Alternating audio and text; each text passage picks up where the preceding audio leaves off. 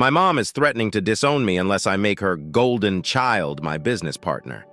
This is a story I never thought I'd have to tell, but life has a way of throwing curveballs when you least expect it.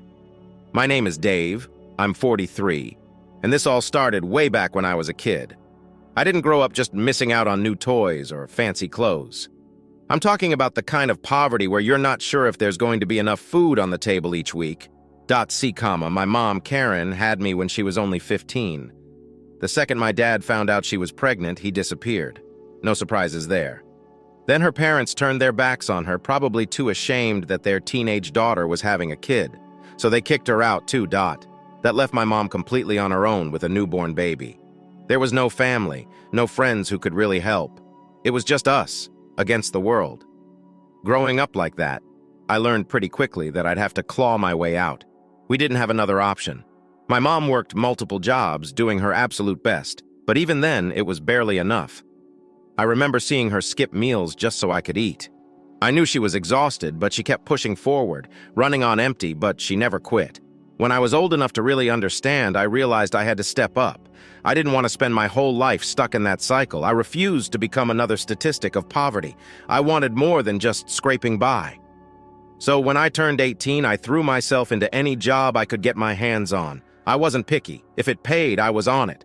Cleaning toilets, stacking shelves, delivering packages, it didn't matter. I just wanted to make sure we could stay afloat. Looking back, I'm not even sure how I managed to juggle it all.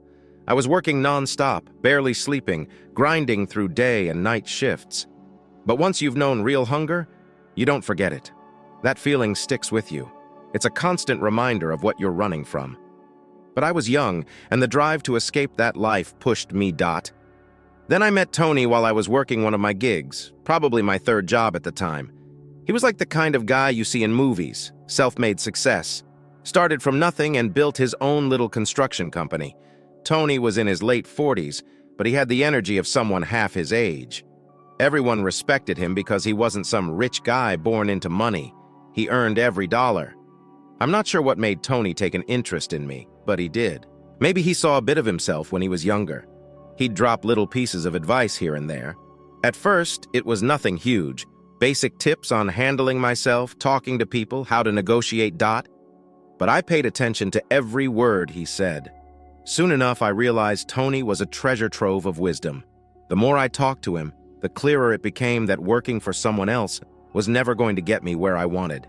I needed something of my own, something I could build from scratch. But there I was, 20 years old and broke without a clue on how to make that happen.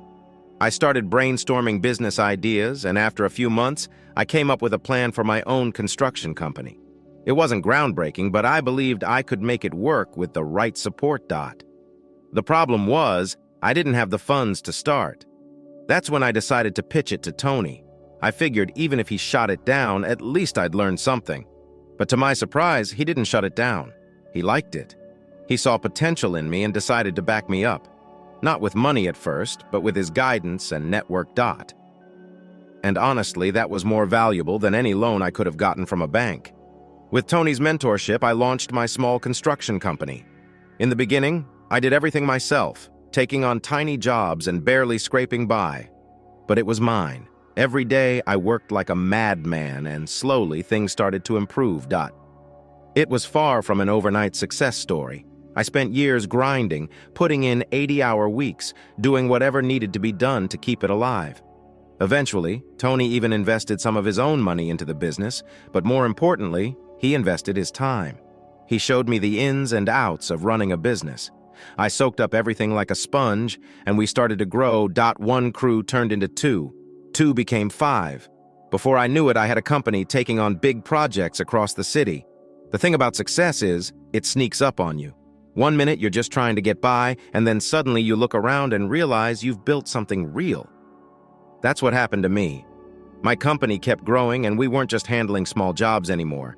We were landing major contracts, city projects, real deals. It was amazing to finally see the results of all that effort. But while my business was thriving, my personal life was a different story.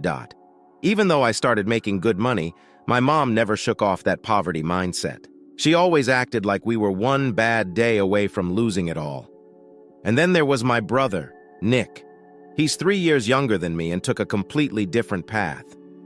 While I was breaking my back building something, Nick was getting into trouble, skipping work, hanging with the wrong crowd. He never had the same fire I did. I tried to help him, gave him chances to work for me, but he never took it seriously. I think that's when the real friction started. No matter how much I succeeded, there was always tension with my family. They just couldn't understand how I got here. And that brings us to what's happening now. So last week I stopped by to see my mom, and I could feel it. The vibe you get when someone's gearing up to ask for a huge favor. I braced myself, figuring she'd ask for help with bills again or something for Nick since he's been crashing at her place. But she completely blindsided me. She sat me down at the kitchen table, looking all serious, and started talking about Nick's struggles. I'm used to hearing this stuff. Nick's always struggling. Never had his act together, even as a kid. But then she dropped a bombshell. I think you should make Nick your partner in the business. I almost choked. Wait, what? I thought I misheard her. She looked at me like it was a perfectly reasonable suggestion, as if handing over half of everything I built was just like sharing a toy. For a second, I was speechless. I stared at her, trying to figure out if she was joking or if she'd really lost it. But she was dead serious. She started explaining that the jobs I'd given Nick weren't good enough for him. That's why he never stuck around. She expressed embarrassment at seeing her son, the brother of a prominent company owner, laboring in low-level positions. Nick, she said, needed a title that would make him feel respected. I guess flipping burgers or running a business wasn't exciting enough for the golden boy. Let me break things down for you. Nick is my half-brother, but I've always called him my brother. We grew up together, yet we couldn't be any more different. He never had ambitions, never wanted to do the work. He's constantly seeking for the easiest way out. He was always expecting someone else to bail him out. I've tried to assist him previously. Hell, I offered him work at my firm. Even though Tony, my mentor, warned me it was a horrible idea from the beginning. But Nick, he'd arrive late, slack off, and then vanish when he discovered he wasn't going to earn a big payout straight immediately. The man worked for me for about a week before leaving. And now my mother believes I should just make him a partner, like he earned it. I tried to remain cool, but within, I was seething. I informed her, "Mom, you know I can't just hand out positions like that. Nick does not have any experience. He doesn't even stay around long enough to understand the fundamentals. Making him a partner would be the worst business choice." She didn't like the response. She headed directly to, "But he is your brother. You are intended to help him." I told her I tried to help him. I have offered him employment. I've offered to train him for higher roles if he'd commit to something. But every time he fails, I'm not going to jeopardize the entire business simply because he's family. This is more than simply a source of income for me. It is also owned by hundreds of other people. I can't throw it all away to give Nick a phony title to make him feel better about himself. That's when the situation changed. My mother, whom I have financially supported for years by paying her house, vehicle loan, and giving her money every month, accuses me of using my money to control them. She said I was just giving them enough to keep them reliant on me, and that I didn't really want Nick to succeed because I was worried he would become independent. I couldn't believe what I heard. For years, I've been doing everything I could to aid both of them. Nick has had more second chances than anybody I know, and each time he has squandered them. And now my mother is blaming me of holding him back. I attempted to explain it again and remain cool, but she was having none of it. She became increasingly agitated, accusing me of not caring about family and instead focusing solely on money. Then she gave me an ultimatum. Either I make Nick a partner or she will disown me. Yep. My own mother issued me an ultimatum. Make Nick a partner or I will leave the family. Like, what? This woman, whom I had been supporting for God knows how long, was ready to toss me out because I refused to hand over my business to my indolent brother. I attempted to reason with her. I informed her that I wasn't going to make a decision that would jeopardize all I'd fought for simply because she believed Nick deserved it. I told her that I had given Nick more opportunities than he deserved, and that making him a partner would not help him. It would only harm myself and those who work for me. But she didn't hear any of it. She went on to explain that I wasn't really family. If I didn't assist my brother, I would be selfish and greedy. Honestly, I was losing it at this point. I asked her straight up, Are you truly going to disown me because I refused to make Nick my partner? Despite everything I'd done for you, she didn't hesitate. She said yes. She told me I didn't deserve to be a part of the family if I couldn't contribute to their success. That's when I realized I'd finished. I told her everything was good. If she chose to disown me, I was not going to fight it. If my value to her was determined by how much I could provide Nick, I didn't need to be a part of that family anymore. I stormed out of the home, furious with her and yelling after her. I did not glance back. Not this time. It's been a few days now, and I still can't stop thinking about it. I keep revisiting the exchange in my brain, attempting to make sense of it. I handed them everything. I worked my ass hard to reach where I am now, and instead of being proud, they expect more. They want me to jeopardize all I've worked for simply to make Nick feel better about himself. I'm not sure, maybe I'm the one who's wrong here, but it feels like they've treated me like a wallet for years, Dot. And the second I say no, I am the evil guy. I suppose that's simply how families are. Sometimes. You believe you're doing the right thing, while they're over there wondering what else they can get out of you. I'm still trying to get my mind around it all, but I guess that's where we are right now. Okay, so after that entire incident with my mom giving me the ultimatum, I was truly done. I went away thinking, well, I guess I'm no longer part of the family. It sounds harsh, but what else could I do? She made her decision, correct? Anyway, a few days passed, and I was still upset about the whole incident. It was not even about money. You know, I've always tried to assist out wherever possible, Dot. It was the philosophy behind it. How she felt she could simply intimidate me into giving Nick something he did not deserve. Does she really believe I started this business merely to give it off to my brother who can't even hold down a regular job? I didn't hear from my mother for approximately a week following the dispute. I suppose she was hoping for me to come to my senses or something, but that wasn't happening. I wasn't about to roll over and give up. Not this time. So I decided to make my own decision, which had been long overdue. I canceled all of the financial support I had planned for her. Yeah, that's correct. She no longer has to pay her mortgage. No more paying her auto payments or mailing her monthly check. I know that seems callous, but I thought it was time for her to work things out for herself. For years, I had been paying all of her main bills, and she felt as if she was entitled to them just because she was my mother. Do not get me wrong.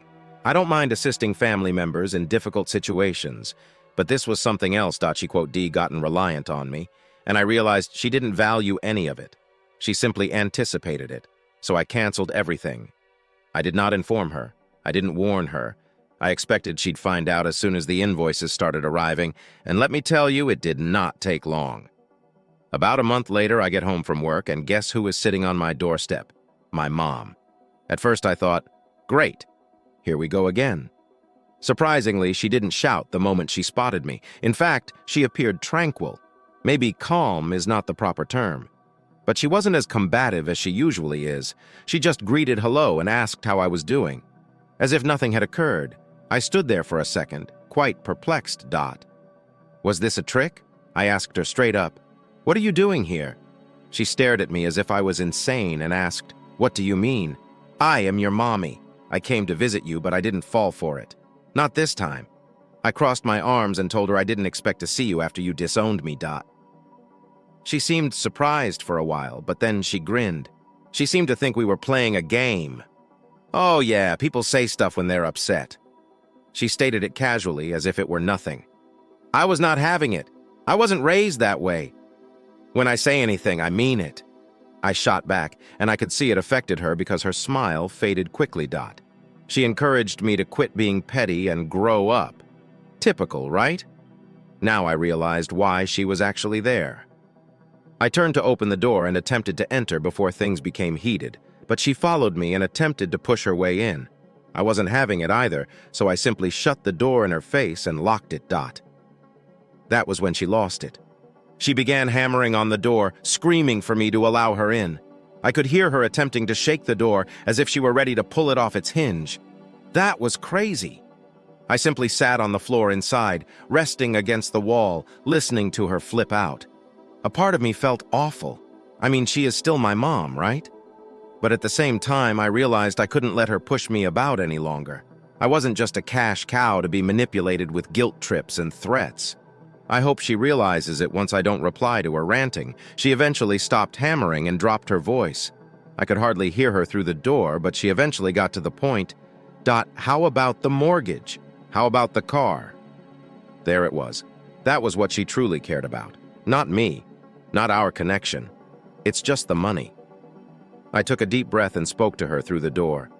Your other son can take care of it now. There was stillness after that. I nearly assumed she had departed, but as I peeked through the crowd, she was still standing. I could see she was pondering about what to say next. She finally confessed it. Nick is unable to pay for any of this. He does not have the money. And there was the truth. Nick could not manage any of the duties she believed he deserved. I knew it. She knew, but she expected me to keep bailing them out. I informed her that was no longer my concern. I had had enough of paying for their terrible mistakes. At this point, I had a pounding headache, so I walked upstairs to take some aspirin, thinking she'd left by the time I returned. I came back down after a bit and she was gone. I felt a mixture of relief and irritation. Relief that I no longer had to deal with the drama, and frustration because I knew this wasn't the end. My mother doesn't give up like that. She is persistent, if not outright obstinate. I knew she'd come back, probably with additional demands, but for the time being I had some tranquility. It's strange, though. Even after everything, I still feel guilty. I'm not sure why. I have done more for them than most others, but I still feel like the evil person. It seems like no matter how much I give, it's never enough. They never stop wanting more. And it's not just about money. It's all about control. My mother wants to control me, and she is using Nick to do so. But I'm not playing that game anymore. I've got my own life and business to operate, and I cannot allow them to pull me down with their never-ending issues. I have done more than my share. Now it's up to them to figure things out for themselves. I suppose we'll see what happens next. So fast forward a little while, and I thought just maybe things were beginning to calm down. I hadn't heard from my mother in a while, and for a moment I thought she had backed off. But comma, of course. That was far too optimistic. One day I was at work, minding my own thing, when I received a call from security at my office building. They say someone is creating a commotion in the parking lot. Now, I had a fairly decent idea who it was before they informed me. When I go outside, there they are. My mom and Nick. Nick now appeared to be in poor shape, like very harsh. The person has never taken good care of himself, but this was horrible. His hair was a disaster, his clothing were falling off him, and he had a crazy expression in his eyes that suggested he was desperate. My mother, on the other hand, appeared to be the same person she usually was, except she was standing there with her arms crossed, as if she was ready to fight. I said nothing at first. I was simply standing there, waiting for them to start. Nick was the first to speak, and I couldn't take him seriously. He begins out by yelling, "You abandoned us! You left Mom to suffer! How could you do that?" I exhaled. I saw where this was headed and didn't want to get involved, but I also couldn't just stand there and accept it. So I told him straight up, "Mom, disown me. Remember, this isn't my responsibility." She made her decision, but Nick didn't listen. He moved straight up to me, getting in my face, and I could smell his rage and desperation. He was so wound up that he grabbed my shirt and attempted to shake me. Now, I'm not a big guy, but I take care of myself. Nick. Not very much. So he didn't get far with that. Still, I was not in the mood to fight. I simply wanted him to back off, so I told Nick to get out of the way. That's when he sucker punched me. Yeah, you read that correctly. My own brother swung at me from nowhere. He caught me off guard, and I stumbled back, more from shock than anything else. But then I realized what had happened. Instinct took control. I hit him back. Let's just say he didn't remain standing. He struck the ground hard. And that's when my mother rushed in, screaming as if I was the one who started it. She rushed over to Nick, holding out her arms as if to protect him. And then she looked at me with the same glare she used to give me when I was a kid and had done something wrong. "You are a monster!" she yelled. "You should help your family, not attack them." I wiped the blood from my lip and straightened my shirt, hoping to remain calm. He hit me first, I explained, but it didn't matter. She wasn't listening. It was as if she had already decided who the villain was in this entire situation. Surprise, surprise, it was me. I looked down at Nick, who was still sitting there rubbing his jaw, and felt a strange mix of anger and pity, as if part of me wanted to feel bad for him, but how many chances was I supposed to give him? How many times was I supposed to let him drag me down before I finally said enough? I took a deep breath and gazed at both of them. I never want to see either of you again, unless you're here to apologize. You made a decision. You must now accept this reality. My mother began crying, like really crying. She begged me to change my mind, but I wouldn't have it. I told her I was done, that I would no longer be held responsible for their bad decisions. Nick had made his bed. Now he had to lie in it. I've spent years trying to assist you both, I explained, and all you've done is throw it back at me. I've paid for your house, car, and everything. And what am I getting in return? This. I am done. I could see it in her eyes that she wasn't expecting this. I don't think she ever thought I'd actually stand my ground. She always figured she could guilt me into caving. But not this time. This time I was serious. And I think that's what scared her the most. Nick was trying to get up at this point, and I could see he was embarrassed. I didn't want to disgrace him, but I also wasn't going to allow him simply walk all over me anymore. He, quote, burnt too many bridges, and I wasn't about to rebuild them for him. I'm not your punching bag anymore, I told them both. I've worked too hard. For what? I have to let you ruin it. And with that, I turned and walked back inside the building. I didn't even look back as I hurried up to my office. My phone started buzzing. It was my mom, of course, phoning me incessantly, presumably to shout at me some more, but I didn't pick up. I didn't want to hear it. I was finished. When I eventually arrived to my desk, I sat down and just gazed at my phone for a bit, watching the missed call alerts pile up. Part of me felt like I should answer, like I should give them one more opportunity. But then I recalled everything they'd put me through, everything I'd done for them, and how they never acknowledged any of it. No, I was not going to respond. I immediately blocked their phones. It felt odd, like if I were chopping off a piece of my existence. But at the same time, it felt liberating. I wasn't going to be their safety net anymore. They had to sort it out on their own. Now. Later that night, I received an SMS from my assistant. She informed me that security had removed my mother and Nick from the site and instructed them not to come back. I felt strangely relieved, knowing that they couldn't just walk up and ambush me like that again. It was finally ended, at least for the time being. I sat in my office for quite some time after that, simply thinking about how things had gone this far, and if I'd made the correct judgments about what would happen next. But basically, I was thinking about how exhausted I was of being responsible, of having to repair everything. Tired of being blamed when things didn't go their way. For the first time in a long time, I felt like I could breathe again. It was over. After many weeks, things began to feel normal again. I hadn't heard from my mother or Nick since our previous encounter, and I honestly hoped it would stay that way for a long. I didn't need any more drama, and for the first time in what seemed like forever, I could concentrate on my work without getting drawn into their mess. However, that is not how life works. One day, I was at home after a long day of meetings attempting to unwind when there was a tap on the door. At first, I didn't think much about it. I have items delivered all the time, so perhaps it was simply that. But when I opened the door, there stood Nick, and he did not resemble the person who had sucker-struck me in the parking lot. This version of Nick was distinct. He stood there with his hands up as if he were surrendering. He seemed sober for the first time in years, with a strange mix of desperation and despair on his face. Part of me wanted to smash the door right then and there, but I refrained. Something about how he stood there made me pause. I did not say anything, just stepped aside to allow him enter. He entered gingerly, glancing around as if he was frightened something would spring out at him.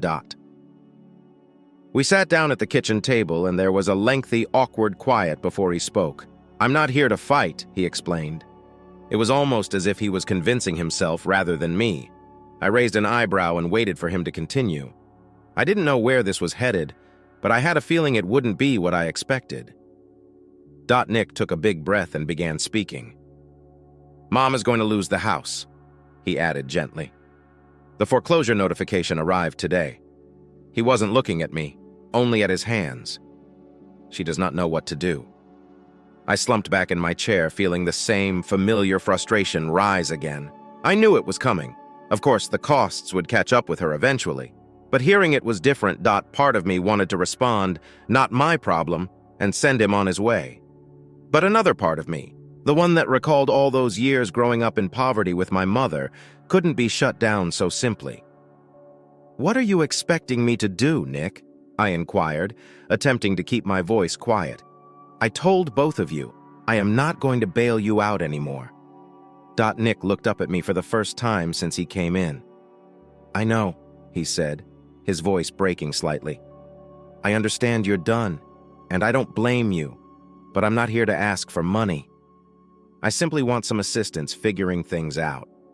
I do not know what to do. It impacted me harder than I expected. Nick was not here to make any demands. I wasn't here to guilt-trip myself or throw a tantrum like I usually do. He came here because he was terrified. For once, he wasn't asking for a handout, but rather guidance." I sighed and massaged my temples. "Okay," I said finally. "What is the situation with the house?" Nick said that the foreclosure process had begun, and they had about a month or two before being evicted. The mortgage payments had not been made in months, and they couldn't afford to cease them. Mom was plainly panicking, but she was doing nothing about it, just sat there hoping it will repair itself. Classic. I leaned forward and said, "I can't stop the foreclosure, but maybe I can assist her find a place to live after it's finished."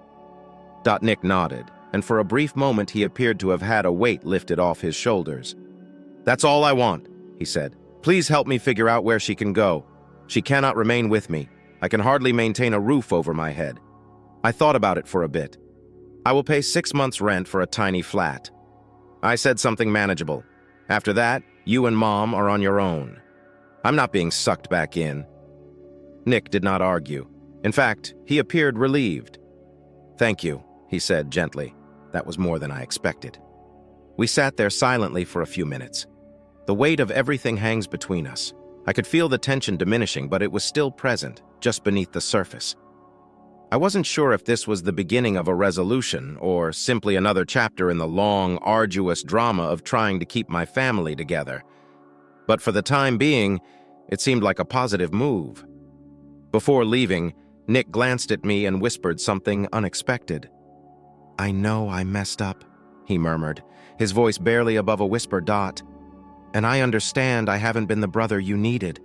I just want to attempt to improve things. I do not want to end up like Mom." I said nothing at first. What was I expected to say? It wasn't as if an apology would erase years of irritation and animosity, but at the same time I could see he meant it. For once, Nick made an effort. "I hope you do." I finally said it. "But you have to find it out for yourself. I cannot keep repairing everything for you." Nick nodded and departed without saying anything more, after he had gone.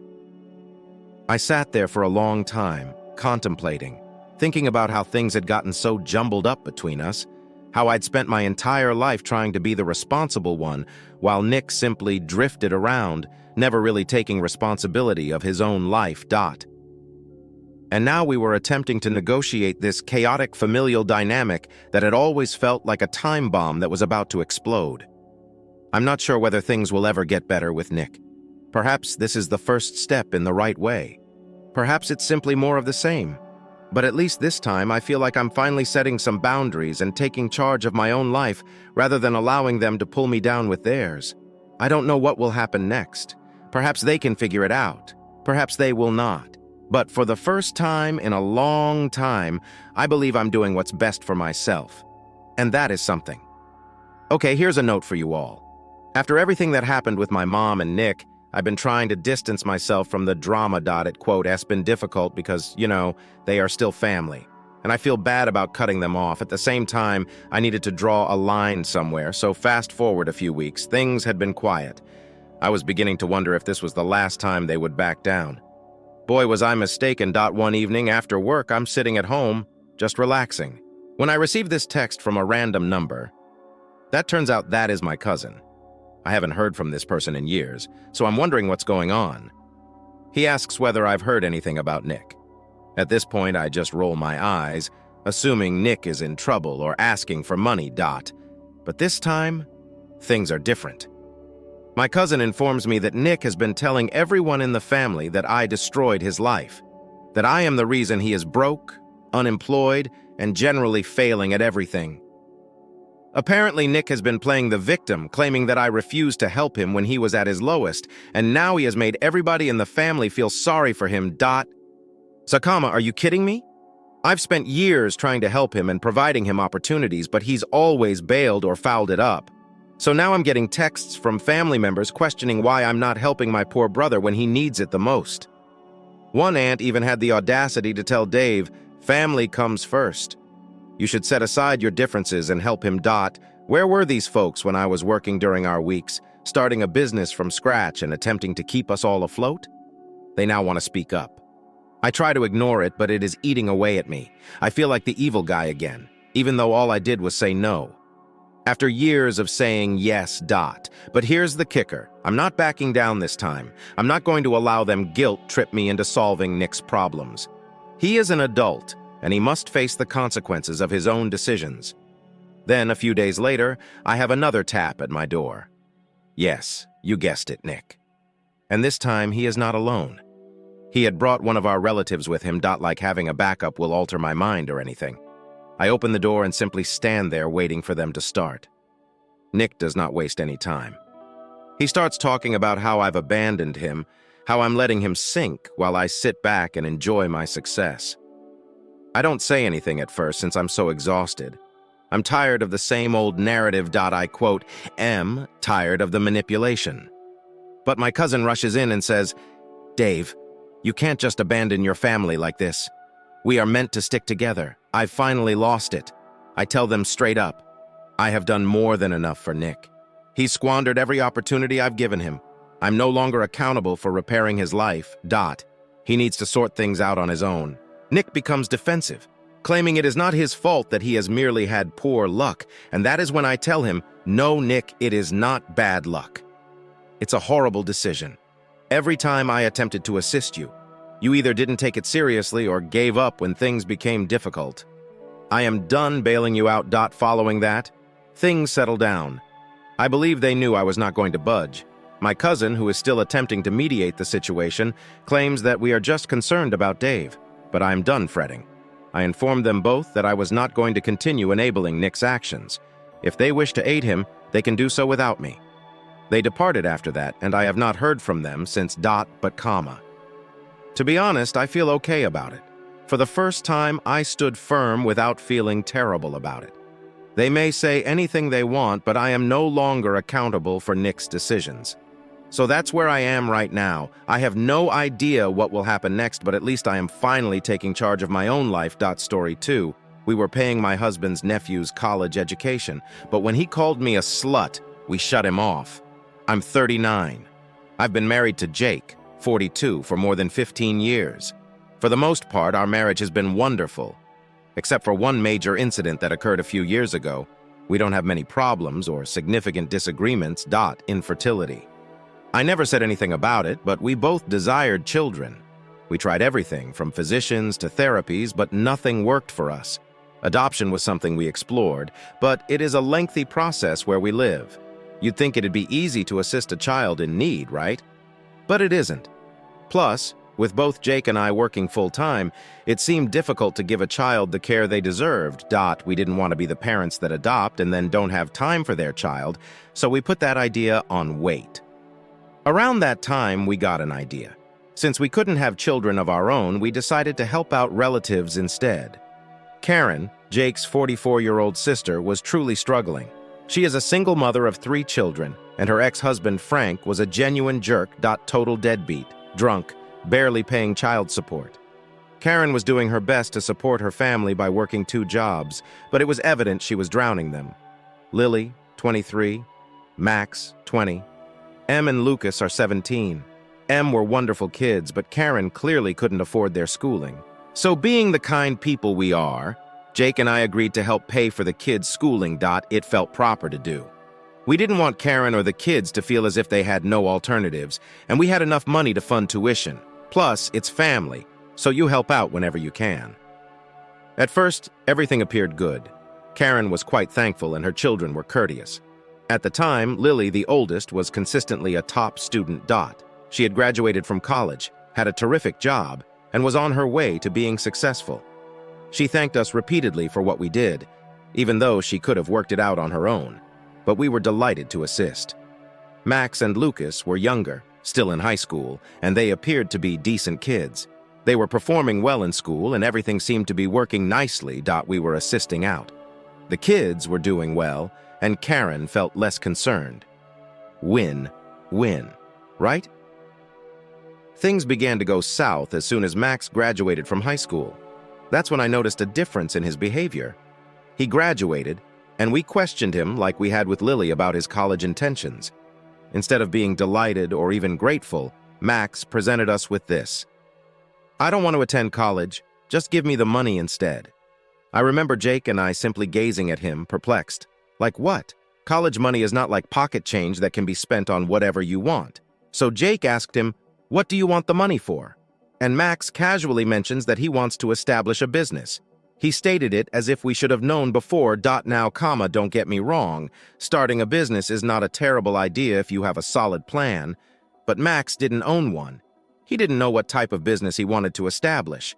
"I truly don't know anything."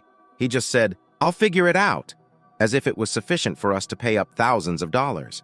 Jake prodded him a little further and asked, "Okay, what is the business idea?" And Max could only say anything online. That was it. There are no specifics, no plan, nothing. Just anything online. It seemed like he thought we were foolish or something. We did not say no straight immediately, but we told him we needed time to think about it. Max simply shrugged, muttered cool, and left it at that. However, that was not the end of it. A few weeks later, Max begins following up with us as if it is our job to provide him this money. He keeps texting Jake, wondering whether we've made a choice. It seemed like he was acting as if we owed him money, which made no sense to me.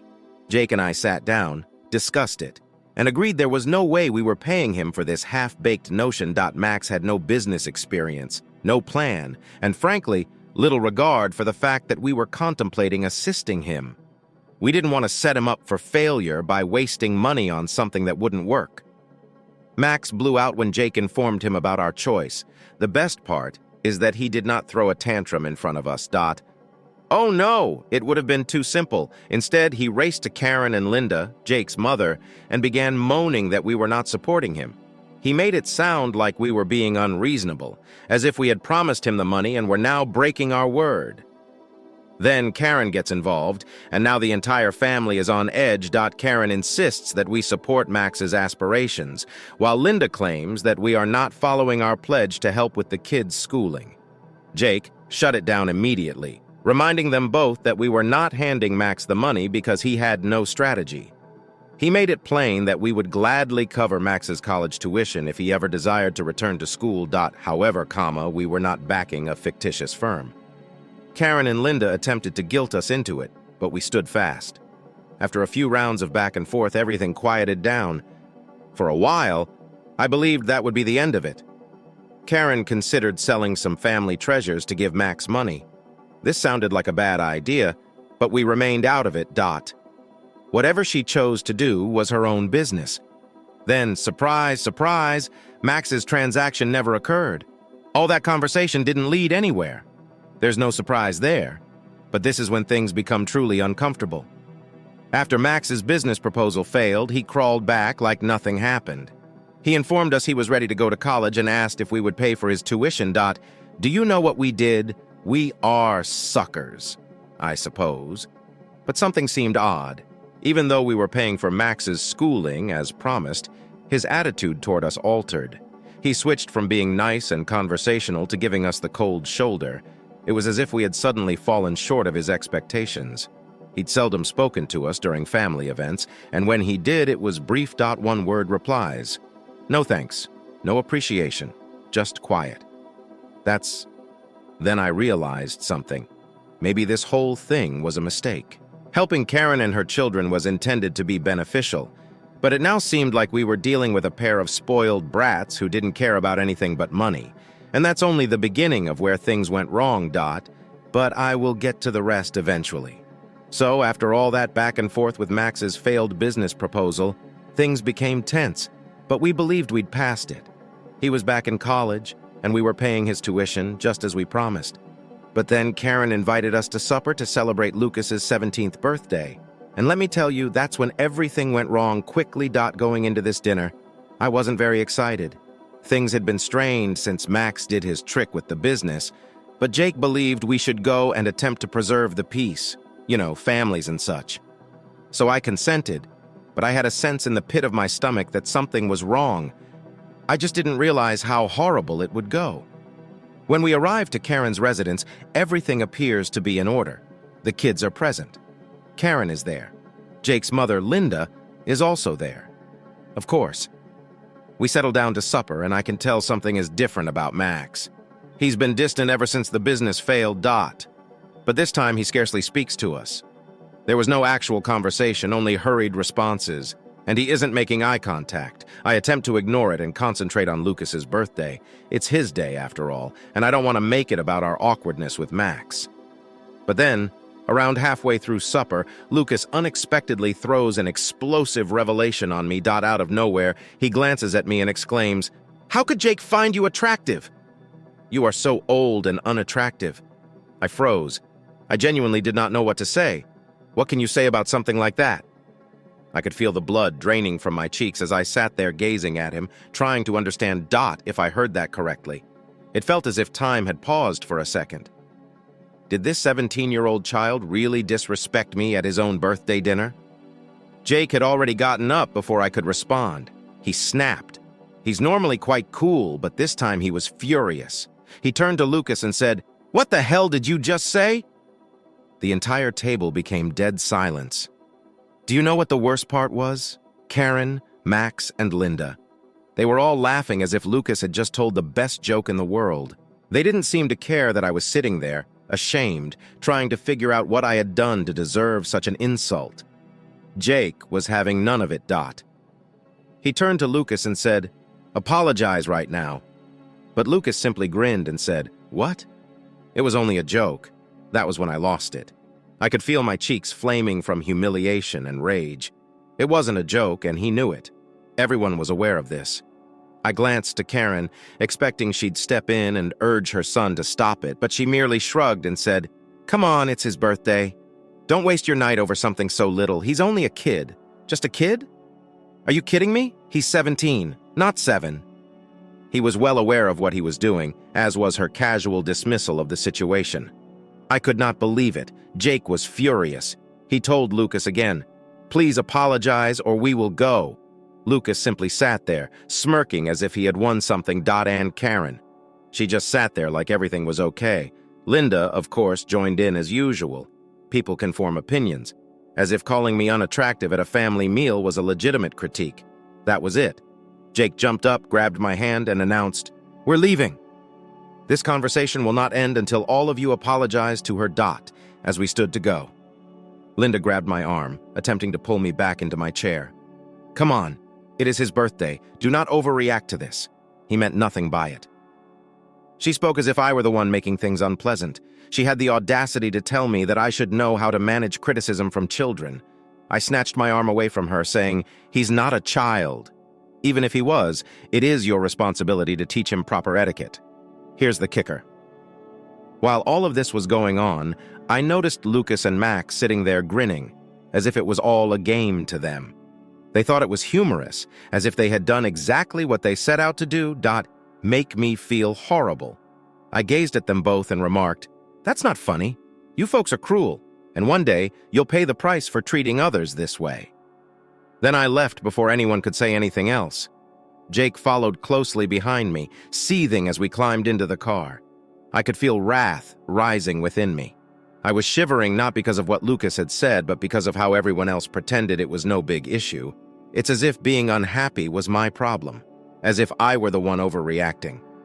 We drove home in quiet, but I could tell Jake was as upset as I was. When we arrived home, we didn't even discuss it. We both needed to calm down and analyze what had transpired. But it did not end there. Karen and Linda unexpectedly arrived at our place a week later, attempting to apologize. I'll spare the specifics of that tragedy for later, but let's just say that was one of the most phony apologies I've ever heard. And you know what? Lucas has never apologized, not once. The entire experience was a wake-up call for me. I learned that no matter how much we assisted Karen and her children or how much we provided, it made no difference. They did not respect us. They did not care about us. And it was the moment I realized things would never be the same again. So, following the debacle at Lucas's birthday dinner, Jake and I decided to keep our distance from Karen and the rest of them. Honestly, we were finished. You can only tolerate so much disrespect before you stop caring. However, they quickly returned. And, surprise, surprise, they did not respond with any genuine apologies. No, they came back to get something from us. It had been about a week since the dinner event. When I returned home one afternoon, Karen and Linda were bickering with Jake in our living room. I hadn't even made it inside the home when I realized things was going to be horrible. They were going for it. Karen tries to get Jake to do something. Linda stood there with her typical expression on her face, as if she was attempting to play mediator, but she was also plainly on Karen's side. I strolled in as if I didn't notice them and went directly to our bedroom. I was done with everything. I didn't want to hear any explanations or rubbish they were going to hurl at us, and I especially didn't want to hear Karen's phony apologies. But Karen couldn't simply let it go. She followed me into the bedroom, banging on the door as if she was going to settle everything with a quick conversation. She enters with Linda, and they both begin with the same boring phrases. "We're really sorry for what occurred. We chatted with Lucas. He feels bad about it, blah, blah, blah. I didn't believe any of it, so I simply responded, okay. Where is Lucas then? If he is so remorseful, why is he not here? Apologizing to himself?" Karen fumbles over her words for a minute before saying something about how he's too humiliated to face you, but we're here to apologize on his behalf. Yes, right. Lucas was not ashamed. He was too self-centered to care. They were just there because they needed cash again. And it wasn't long before the true cause for their visit became clear. After a few awkward faux apologies, Karen finally admits that Rustin is about to graduate from high school and wants to attend college. Well, we're hoping you'll help us with tuition like you did for Lily. I sat there gazing at them, wondering if they understood what they were asking. After all that had transpired, including how their children had treated me, they were really standing there begging for money as if nothing had occurred. There is no true apology or accountability. Just go right to asking for favors. I turned at Jake, expecting him to say something, but he simply stood there, arms crossed, seething. So I eventually told Lucas that we wouldn't pay for anything until he apologized. And not through you. He should come here and tell it to my face. Please do not ask us for anything till then. Karen and Linda were astonished, as if they couldn't believe what I'd said. Karen quickly attempted to backtrack, claiming that Rustin should not be penalized for what Lucas did, that he was a child who did not deserve to lose out on college due to his brother's mistake. But here's the deal. Rustin wasn't exactly blameless either. Sure, he didn't call me ugly like Lucas, but he was laughing right along with him. He did not intervene and say it was wrong. Did not stick up for myself or Jake. He was equally as terrible, in my opinion. So I wasn't feeling sorry for him at that point. Jake eventually spoke out, telling Karen and Linda, "Look, we've done a lot for you and your children. Respect, however, is reciprocal, and we won't give you a dime until your sons mature and learn to respect others." You could see it wasn't what they wanted to hear. Karen began to cry uncontrollably, claiming she had no idea what else to do, that she was struggling and needed our assistance. She even tried to argue that we were being harsh by penalizing the entire family for a minor error. That's when I made a minor error. Calling me unattractive and laughing about it is a serious error. That is disrespectful and cruel, and the fact that you're standing here attempting to justify it makes matters worse. If you want our support, your children must understand that their actions have consequences. Linda intervened at that time, attempting to settle things down by stressing that we shouldn't allow this one incident ruin our relationship. She delivered the entire family spiel, telling us that we should forgive and move on because that is what families do. But to be honest, I was over it. I had had enough of being the greater person, the one who always forgives and moves on while they continued to take advantage of us. I told them no. Until your boys demonstrate genuine contrition and respect. We aren't paying for anything. You must sort this out on your own. Karen and Linda tried every angle to persuade us to alter our thoughts, so the topic went around in circles for a time. But Jake and I remained steadfast. We were not going to let them shame us into giving them money. We'd been really generous with them for years, and this is how we were thanked. It wasn't occurring any longer. They eventually left Karen weeping and Linda angry. Jake and I sat in quiet for a time after they left. I was attempting to absorb what had just transpired. It felt as if we had crossed a boundary and that things would never be the same again, and honestly, I was fine with it. At that point, I realized we'd spent too long trying to please everyone else, trying to be decent family members, always willing to assist out. But none of this mattered unless we were appreciated. Karen, Lucas, Max, they did not appreciate whatever we had done for them. They simply anticipated it. They acted as if we owed them anything, as if they were entitled to our assistance. But that day, we made it obvious. Respect is earned, not granted, and we would not support those who did not show us any. It felt like a weight had been lifted off my shoulders for the first time in a long time. I was not concerned about making them pleased. I was focused on what was best for us, and that felt really darn wonderful. So after Karen and Linda came up to our house asking for money and delivering half-hearted apologies, things calmed down for a while. Jake and I were sticking to our guns. We weren't going to budge until Lucas issued a genuine apology, and we weren't going to keep throwing money at individuals who couldn't show us basic respect. It felt nice to remain firm, but I knew it was only a matter of time until we heard from them again.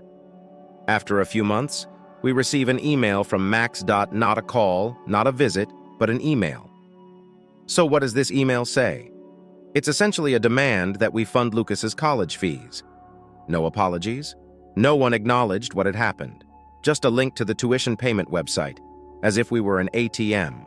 I was stunned by the arrogance. After all that had transpired and the way we were handled, they truly believed they could simply contact us and we would pay them the money. What? No explanation? No. Hey, I apologize for the way things went down. Just a chilly, business-like email. Jake and I didn't bother responding. We just let it lie in our inbox, unnoticed. We believed that if they wanted something from us, they should at least make an attempt to communicate with us as humans. But 2 weeks later, Jake receives a phone call from his mother, Linda. Of course, she's phoning to inform him that Max has been waiting for the money for Lucas's tuition, and she wondered if Jake had missed the email. Jake? He was having none of it. He was straightforward with her. Max who?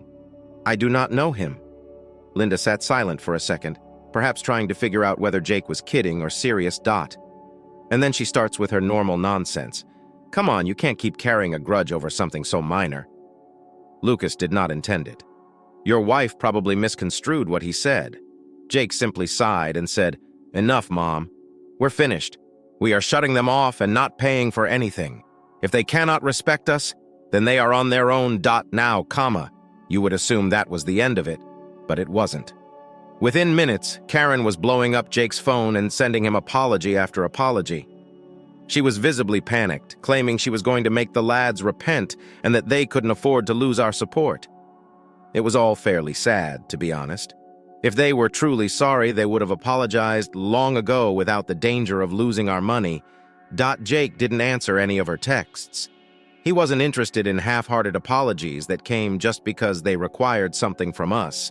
And I absolutely agreed with that. We've been overly generous for years, and all we've gotten in return is disdain. The next day, when I arrived home, Karen and Linda were waiting for us outside. They did not even bother phoning ahead, just showed up, as if we were meant to quit everything and deal with them. I could feel my blood boiling even before I stepped out of the car. Jake and I approached the door, and before I could even put the key in the lock, Karen began into a lengthy spiel about how sorry they were and how they couldn't survive without our assistance. She was weeping, of course, because that is her go-to reaction when she does not get what she wants. Jake didn't let her go far. He stopped her off and stated, "We are not doing this. We do not accept anyone who insult us into our house, and we will not support those who do not value what we have done for them. You should have come to us with an apology a long time ago, not only now when you need money. Karen was desperate. She began appealing, stating that she and the boys were deeply remorseful and only needed another opportunity. But Jake didn't buy it. He asked her if the lads were truly sorry. Why aren't they here with you now? Why didn't they come to apologize themselves? Karen froze for a second, and Linda jumped in, attempting to smooth things up like she always does. You know how children are, she said. They're young and hormonal, and they don't always consider the ramifications of their decisions. But we, as adults, should know better. We should not allow one mistake destroy their future. And that is when I lost it. I was not going to allow her continue making excuses for those spoiled brats. Calling me ugly and giggling about it is not a youthful mistake. I told her it was completely disrespectful, and the fact that you're standing here protecting them rather than holding them accountable demonstrates why they act the way they do. They've never faced any serious consequences for their actions since you've always covered for them. Karen's expression told me she didn't expect me to approach her in that manner. But I wasn't finished. I feel terrible for your guys, I told her, since they will have a difficult life if they don't learn some fundamental respect. That's on you, Karen. You've raised kids to believe that they can treat others as they want and yet receive anything they ask for. That is not the way the world works.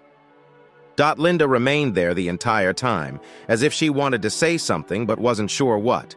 Karen, on the other hand, was becoming defensive and was going to argue back, but Jake intervened before she could. We've given you lots of chances, he explained, but this is it. We're finished. Do not ask us for anything else. Karen started weeping again, attempting to play the victim, but neither of us were buying it. Jake opened the door and stated, "It's time for you to leave." They went after that, and it seemed like a weight had been lifted off my shoulders. For years, we had worked tirelessly to assist Karen and her children. And for what? Nothing except entitlement and disdain. I knew we had made the proper decision. We were done being taken advantage of. And from that moment forward, we cut them off totally. No more money, no more assistance. They were on their own. And if that meant kids had to work a bit more to learn their lessons, so be it. After telling Karen and Linda to go and making it obvious that we were cutting them off, I thought we could finally have some peace. But this is not how things work with folks like them. I guess if you think they left us alone after that, you're mistaken. It didn't take long for them to return, attempting various tactics to shame us into giving them what they desired. This time, however, we did not succumb. We were finished. So a few weeks after the major argument at our house, Jake and I were asked to a family gathering. Jake, quote, SS grandfather, was turning 75, and the entire family planned to celebrate. We were unsure if we wanted to go. The prospect of spending the day with Karen, Max, and Lucas didn't excite me. But Jake's grandfather had always been kind to us, and we didn't want to miss his big day due to the turmoil. We decided to go. When we arrived, everything appeared good at first. Everyone was socializing, joking, and catching up. Grandpa was in a good mood, and the day appeared to be going nicely.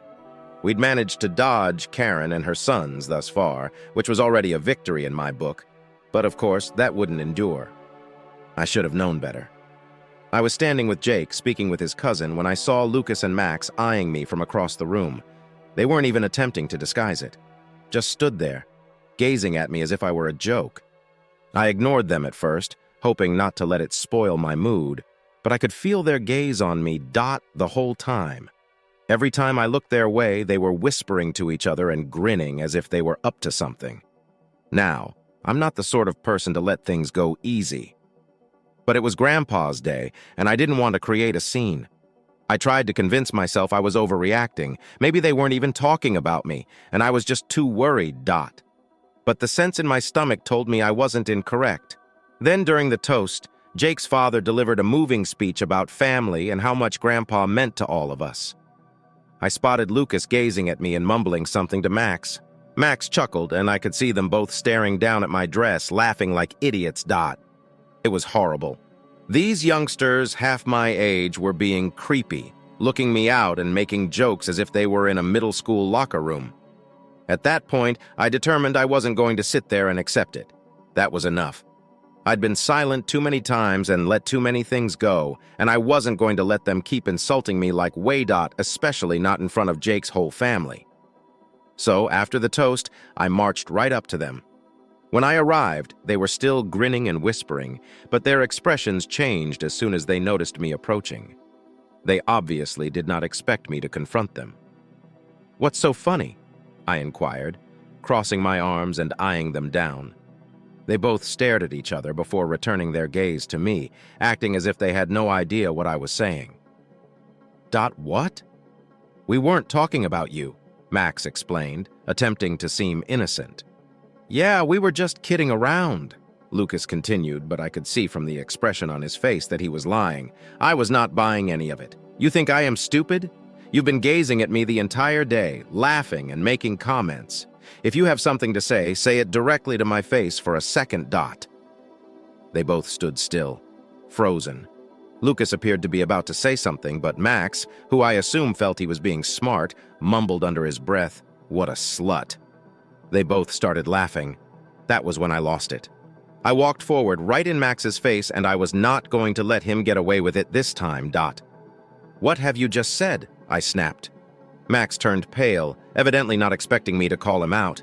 He murmured something about it being a joke, but I wouldn't let him off the hook. "Do you think it's funny to talk about individuals like that? Do you believe it's appropriate to treat me like this? After all Jake and I have done for your family. Is this how you're repaying us?" Lucas began to backpedal, apologizing and claiming that they meant nothing by it. Unfortunately, it was too late. I was not interested in their half-hearted justifications. Jake must have seen something since he was standing next to me, wondering what had occurred. I told him everything directly in front of them, even Jake. He was furious. He looked at Max and Lucas and stated, "If you don't apologize right now, you're both done. You will never receive anything from us again." But even then, Max stood there, unwilling to apologize. Lucas at least had the courtesy to appear embarrassed and offer a feeble apology. But Max didn't care.